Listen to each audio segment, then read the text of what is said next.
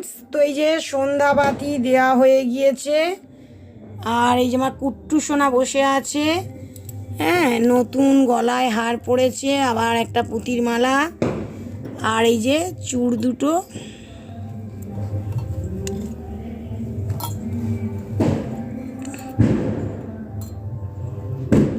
নতুন পড়েছে ধনতেরাসের দিন। আর এইবার আমাদের পুজো, মন্দিরে যাব, বাড়িতে যে উঠানে মন্দির আছে, পুজো হবে আজকে।